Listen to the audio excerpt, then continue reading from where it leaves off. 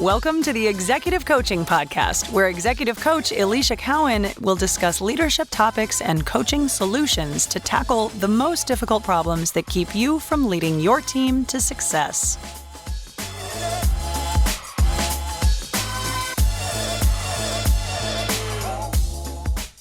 Hey there, leaders. It's Alicia Cowan. Welcome to episode number 54 of the Executive Coaching Podcast. Today is the first day of December as I'm recording, and we are now officially headed into the holiday season as we barrel towards Christmas and New Year's, which is a big deal in my household. And so we just wrapped up Thanksgiving last week and had an amazing week. We spent the holiday with friends and family and got to do all the normal things like eating and hanging out and catching up and really having a really good time. It was so warm and beautiful here. The day of Thanksgiving, we actually got a chance to get in the pool and the hot tub and hang out poolside. So it was a really rough life. And also, I got a lot of adulting done during some of the downtime during Thanksgiving week. I am hosting a lot of people for the holidays. So we were doing a lot of stuff around the house just to get everything ready to just have a really good time towards the end of the year with some friends and family that'll be in town. So lots of busy things happening. But before we get to all that celebration, this is the perfect topic that I want to talk to you about today. Because as senior leaders, I want to talk about the concept of just completely checking out before the holidays. So I want to talk about how we can really close out the year strong and some options for you for just your holiday leadership checklist, if you will, that will allow you to take the time off that you need to really close out the year strong, but also not just put your head in the sand and really fully, completely disconnect and check out from leadership. And so don't get me wrong here. I do want you to take your time off, spend it with friends and family, but also I think it makes sense to make sure you tie up any loose ends and make sure that you feel prepared and not stressed going into the year. And that's what we're here to talk about, is how to maintain that balance. So that's going to be what this episode deep dives into. It's how to keep the importance of your leadership presence during the holidays while also balancing that rest and productivity. And we will talk about practical strategies about how you can close the year strong, how to reflect on 2024, how to show gratitude to your team, and how to best prepare for 2025. And if you need help or feel overwhelmed or need clarity to help prioritize this, as an executive coach, I absolutely can help you align these goals with your leadership. So let's get into it.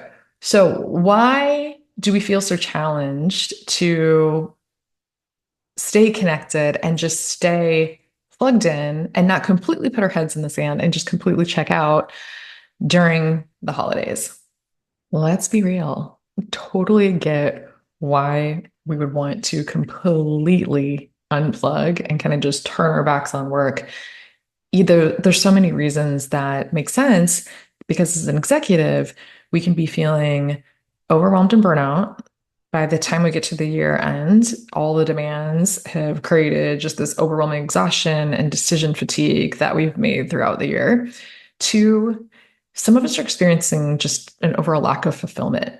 And sometimes our effort just feels completely misaligned with our own personal values, which lead us to be disengaged and wanting just to turn away from work. Number three, sometimes we just have what I call like an emotional labor fatigue.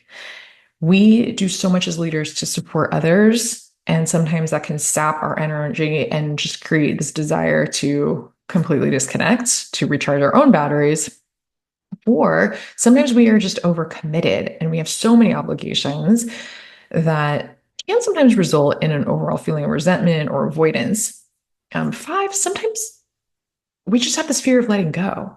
If we don't love to delegate all the time, it actually can lead to anxiety or pressure, and conversely, just like overall that the fear of letting go actually is more harmful than actually delegating. And six, of course, we all know this, holiday stress can be very real. I've said this in prior episodes at times that the balance for a working professional, if you have everything that's on your plate, work, family, friends, finances, loved ones, etc., that can feel overwhelming during the holiday times, and especially amplified during this kind of pressure cooker time of year. And then seven, sometimes just we have a lack of focus. If we have unresolved goals or very unclear priorities for ourselves, if there's any sort of like turmoil or confusion, it can cause us to want to procrastinate and avoid. So these are some of the feelings that perhaps you might be feeling as we head towards the end of the year. If this is not you, amazing and great. Doesn't necessarily mean if you want to stop listening, for sure, go for it. But you might have people on your team that are feeling this way, because I think as senior leaders, we also have team members that might not yet have it figured out around us. And so know that this can be a very real thing, that overall, while you may be feeling great, your team might be feeling some of these pressures or challenges, and they might want to completely avoid and check out of work. And so it's okay to acknowledge that these things are very real for other people and to help them through it. So this podcast might help somebody else in your life if it's not you feeling this type of way. And so here's why I think it's important to address. So before, again, we head out for the holidays and spend our time with friends, family, loved ones, etc., I think it's important to take a look at a couple of reasons why we might not want to leave things undone and run. So number one is the opportunity to lead and have that established presence. And if we pull back from employees that are looking for direction or motivation from our leaders, our teams might lose their focus. They might dip in morale, and they might overall be more confused. Two, it might have a result in the lack of strategic closure. Year end, we all know it can be a really busy time, but it also is a great time to tie up loose ends and then also set the stage and prep for the next year. So anything unresolved can carry over into the next year, creating more stress and more disorganization. It also could risk things getting bottlenecked or deadlines getting missed. If we all go on hiatus during the holidays, we might, again, have that risk if we don't close things out ahead of time. And we might diminish credibility. And so while leaders absolutely set the tone for engagement, a disengaged leader can also signal just a loss of focus for the organization.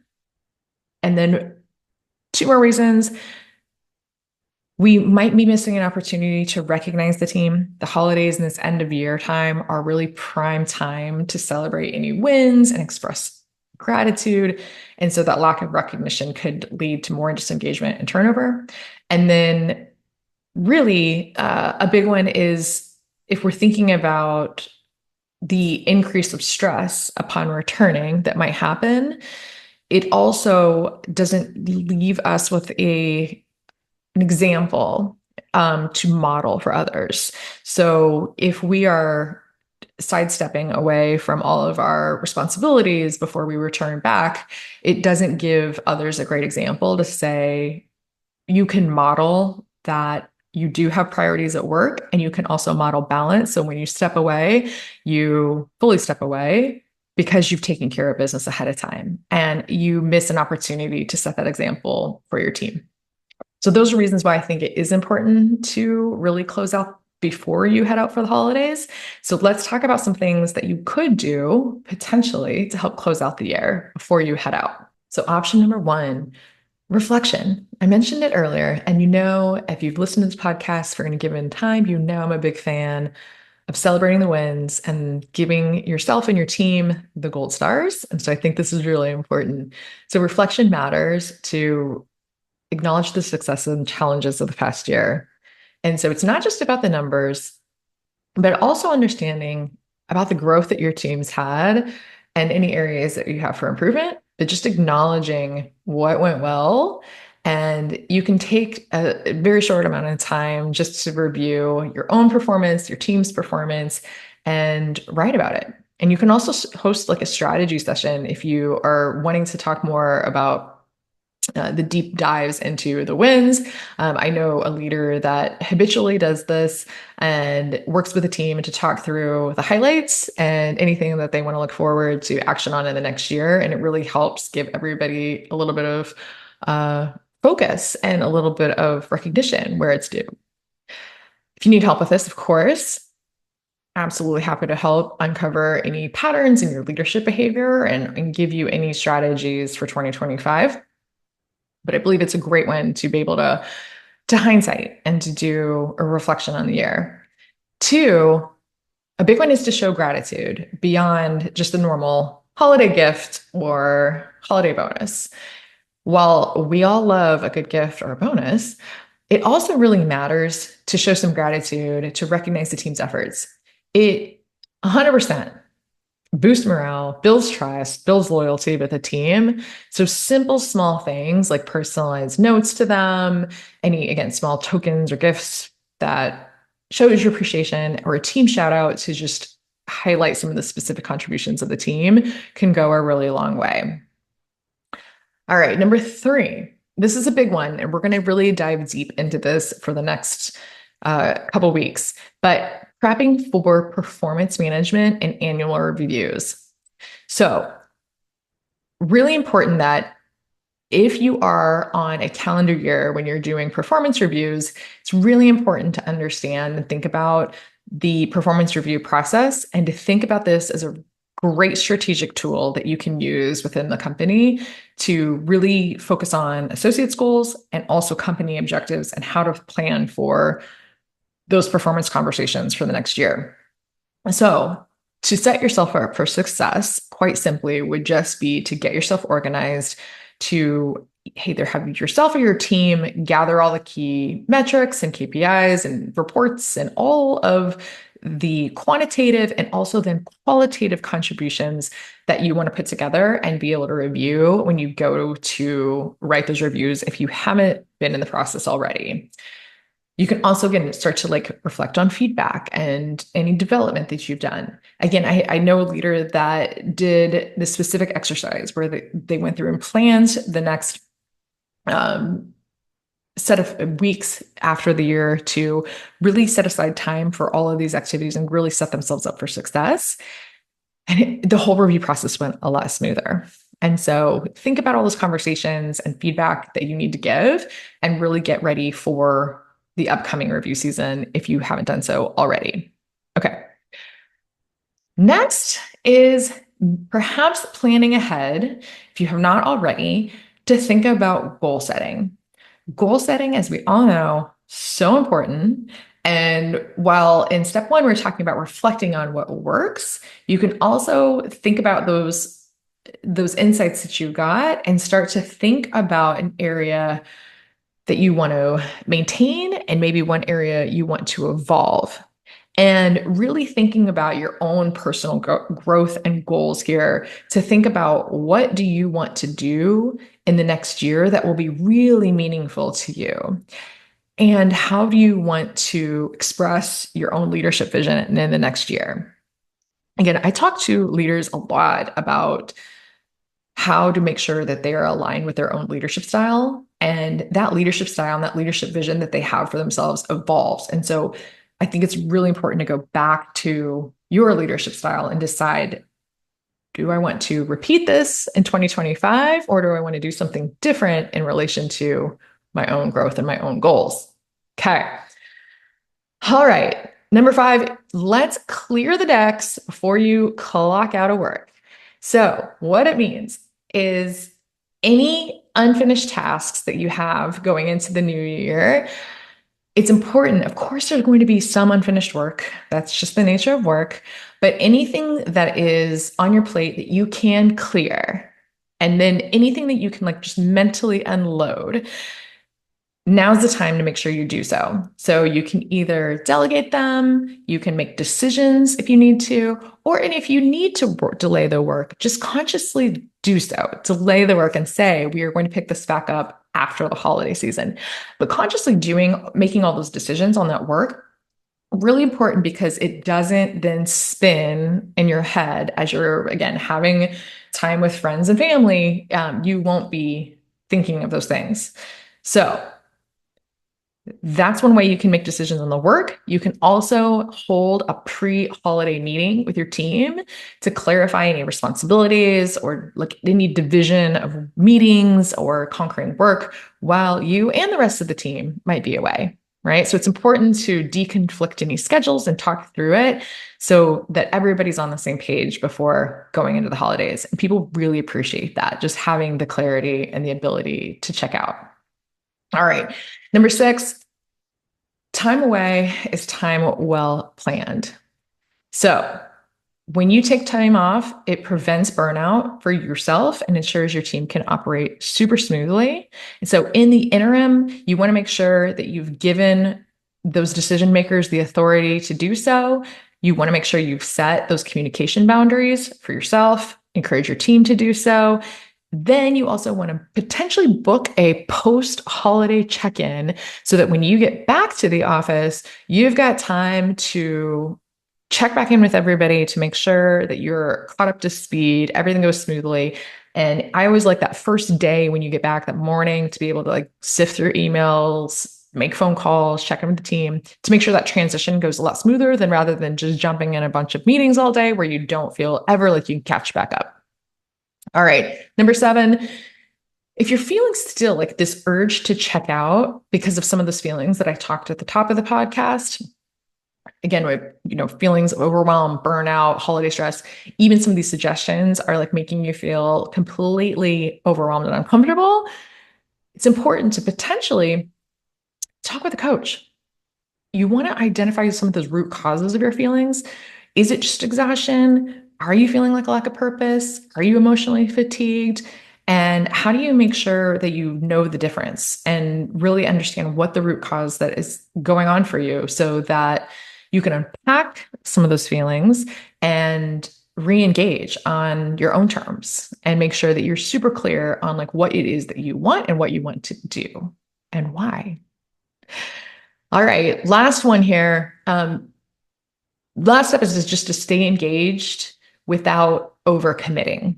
So this balance and this, I call it work-life choice or the work-life mosaic, why it really matters is because when we are overcommitted and we're overscheduled, it creates way more stress, and being under engaged really erodes our credibility as leaders. So really get intentional by prioritizing your tasks that require your input, and then get really great at delegating the rest and thinking about the who that can help you with this. It's also important, as I've talked about with time management, blocking time on your own calendar to be able to put your most important work on your calendar and to be able to say no to anything that's misaligned and any last minute requests that are not in line with your own priorities. Okay. And as a coach, I can help you filter out some of that noise to make sure that your energy goes truly towards what is driving impact for you. All right, those are some of the optional steps that I think could potentially help you close out the holidays and really set yourself up for a success and make sure that you can come back into 2025 not feeling like you completely just shut down and shut out work and then coming back to a wave of overwhelm that engulfs you. Okay. So, in recap, important to reflect, work on some gratitude, get ready for reviews, set some goals for 2025, then go ahead and clear your plate, plan for your time off, look at any burnout signals that you might be having, and stay engaged in a way that feels real. So staying engaged with your work when you need to be engaged with your work, and stay engaged with your friends and family and all of your loved ones when you need to be doing that as well. Okay. So being a leader does not always allow us to take a day off, but being a leader does allow us to show and model an example of balance. And if you're ready to close that year strong and you need some help with it, you can always reach out to me as a coach for personalized support to you to help you and your leaders build the most positive culture that you can have in the workplace. So, as always, I appreciate you listening. If you want to reach out to me, you can do so through my website. It's Alicia Cowan Coaching, ELISIAKEOWN coaching.com. And I hope you have an amazing, restful, productive holiday season and a strong start to 2025. I will talk to you soon. Bye.